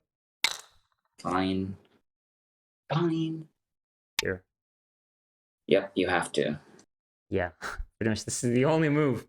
Like, I'm just surviving by the skin of my teeth here. Like, not losing the game yet. But barely holding up. I don't think I'm gonna last much longer at this rate. Oh, I think E12 is your move here. Someone said E12. Yeah, that's what I played. Okay, good. I'm just to be fair, I played it first and then I read it later. What is the Mike is asking, what is the average age in your Go club? Age of players, I'm guessing. Oh man, that's a difficult question because the Japanese will fool you with their age. So the teacher that I play all the time, he looks like he's 50, but he's not. He's probably closer to 65. And quite a few of the teachers are around that age. Quite a few of the players are older men and women, but it's hard to guess. If I had to guess, I'd say the average is 50. So they all look younger than they actually are? Yes. Oh, yes. One of them is 95 years old, and he's still walking and like talking coherently and stuff. And it's like, I can't imagine how you are 95. Time to resign, says Mike. And yes, I agree with him. It's time to resign, unfortunately. Yeah, I think that throw-in won me the game. Yes, it did. White wins. Congratulations. That was... It was a good one, though. Although it still says you have 100% chance of winning. Oh, yeah. Someone could have redeemed Tenuki on Matthew, Yeah. Exactly. Good idea. I didn't know they could do that. But everyone likes me, right? Everyone. Yeah, they all do. They all do, Matthew. They I mean, how else would they explain, you know, all of those tenukis and white stones for me? Kindness. It was a team effort. Thank you. Oh, Buzzsaw is asking it about what age you guess people in Japan retire. The official retirement age is 65, but if they wish, they can continue to work. But the suggested age that you please retire is 65. Okay. That was a good game, though. Yeah. Oh, I'm not sure those two. they're asking me to really show good. why I resigned. Oh, let me show. Ah. Review started. All right. So well, if I take the stone right now, white's gonna play here. I need to connect white, and then this is I need to respond, and this is an eye. And the white wins. Yep. White has 2 eyes. Yep. So that's kind of reading 3 moves ahead.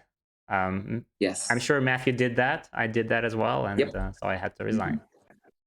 You can usually you can in these kind of situations, instead of 5, you can play 6. Instead of wait. Your last scenario here. Yeah, here. If you have a helpful stone Oh yeah. around if I had a B4 or stone something anywhere, yeah, I would play this on the second line, and then yep. do some sort of you know, this. But unfortunately, in this case, it wouldn't work because white would just keep on extending, and I just make white happier. Yeah, you White. don't have any helping stones on the second line. Too bad. Yeah. Well, so, but if you did, you could play. I think this is called the caterpillar crawl in Japanese. oh, that's a nice little metaphor. Well, if I were a little magician, a real magician, like a real magician, I could have done that, but I didn't think of putting a stone there. So yeah, I tried. All right. Let's go back here. So I have a few just final questions left. I'm gonna ask them real quick. Anything. We couldn't let you bully Matthew. Please forgive us. Kindness. Yeah, that's so kind. Thank you. Yeah, guys, you're too kind. Seriously. I'll go throw some yen into the local shrine. 5 yen. So give everyone. what is your future, like, what are your future plans about, like, are you planning to stay in Japan or at any point move back to the US? Like, what's the plan? I've always said that I plan to live, work, and die in Japan. So not going back to the USA. Wow, but like wow, that's a tough choice, wasn't it? Or was it easy? It was kind of easy. I've always dreamed of living and working in Japan, and you know, I definitely want to go back every now and then to visit some of my family. But you know, it's a 9-hour plane flight. Yeah, that's you know, when the virus rolls over and we're finally out of the mess, that's not too bad to go spend a holiday or two every now and then. True. And then you think of waking up in Japan on a bad day versus waking up in the US on a bad day. Yeah, I pick Japan every day. Yep. And the sushi. All right. And the sushi. Oh man, the sushi. All right. Now I have some bullet fast questions that I like. These are not even like, these are past the official list of questions, but these are just like the blitz of all questions. Now, question number 1: do you have a kimono? No, I don't. The kimono is a general term usually for all classical Japanese clothes, but a kimono is usually for women. I've read on the internet that they also have kimono for men. Yes, they do.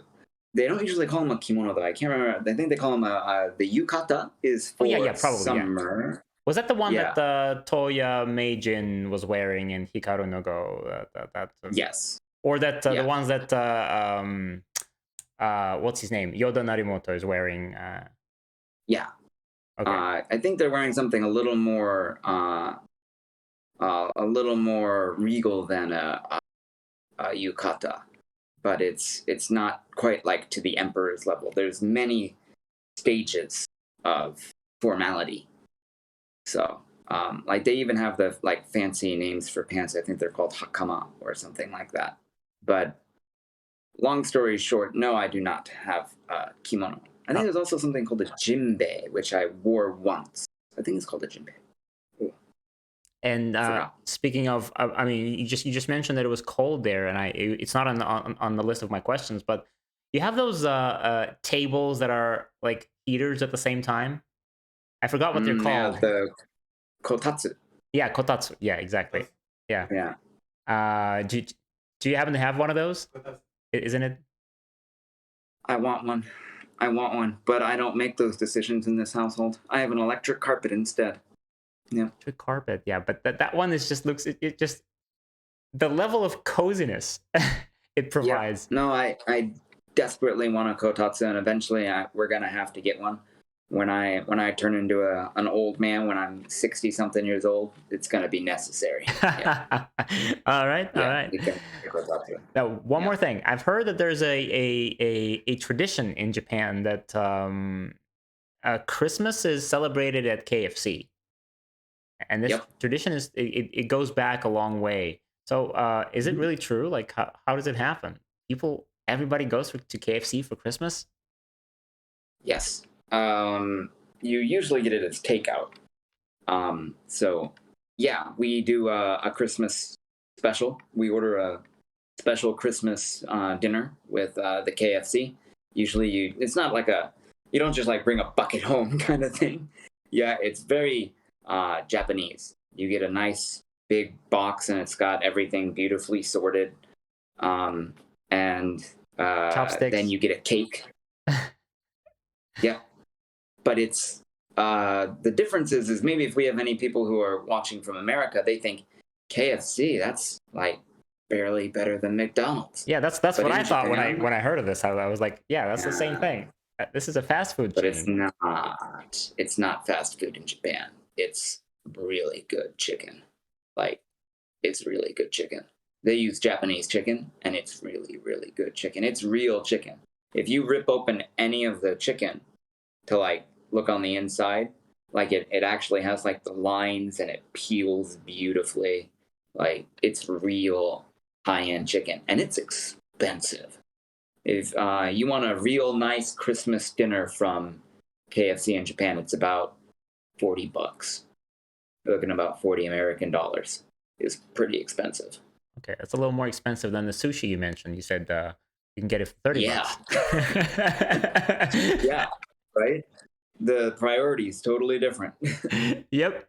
Yeah. So yeah, it's absolutely real. We get KFC for Christmas dinner every year, along with sushi and cake.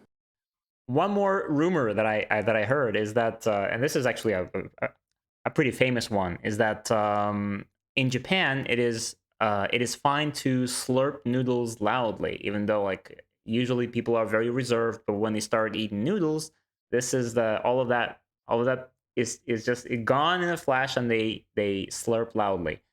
Is that a thing? Yes, it is. And Yep. what would be the reason behind that? It shows the chef that you think their food is delicious. It's so good that you can't wait to eat it, and so you slurp it down. Yeah.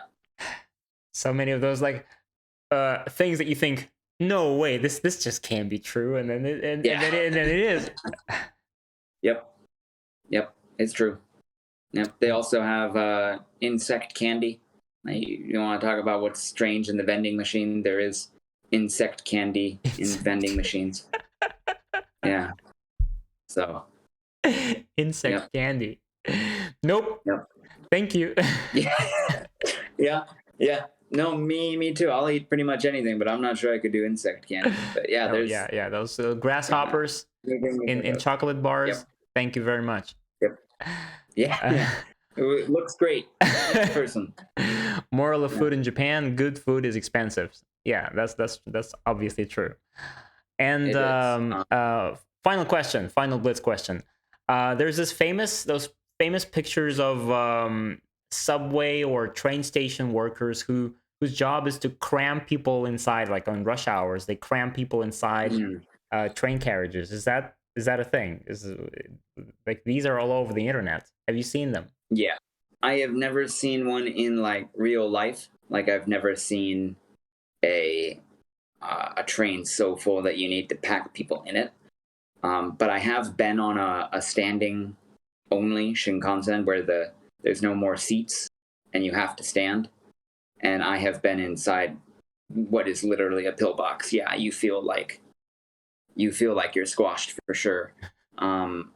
My boss told a brilliant story about one time he was on a train back from Tokyo, and there was a guy got on the train with him in that standing only kind of section where there was no space, and he didn't take his big puffy winter jacket off, and he actually like got so dehydrated he fainted, but nobody noticed because he was so packed into the train that he didn't fall over. So at the next station, when people got out and he just went and fell over, everyone was like, "Oh my god, when?" So 5 stations ago. yeah, he's not okay, right? Like, so I've never seen anyone have to get like smushed in before, but I have seen some crazy personalities, and I have seen some trains that are like, I don't think I want to try and get squished in it. Yeah. All right. Yeah. That's it. Matthew, so thank you so much for this interview. This has been a real pleasure, and I'm really sorry that it took a lot longer than as always than we had anticipated. We wanted it to be something like an hour and a half, and it's actually two hours and a half. So thank you so much. Thank you kindly for doing this interview. It's really late out there in Japan, and we are really looking forward to, like, once all those technical things are out of the way, to start getting this course in pieces from you, and we're looking forward to seeing this entire thing when it gets filmed and edited. Yeah, I'm excited to make it, and I was overjoyed to be here tonight and to get a chance to talk with you and answer some questions about Japan. And yeah, it's late, but I am having a wonderful time. So thank you very much for having me. See you. Yeah, see you next time. We'll be in touch, I'm sure. I don't know which way should I do wave. another live stream sometime, revenge. Yeah, we'll try next time. I'm gonna be white, and and there's gonna be no tenuki options. Yeah, no, it's gonna be much harder, I'm sure. Thank you once again for the viewers' help. All right. It was wonderful. So, bye. See you next time. See ya. Bye. I was thinking we could maybe play another game after this, but I definitely I didn't see it coming. I didn't expect the stream to be this whole interview and the game to be so long. So I guess we'll just have to call it a night. So I'll see you guys later.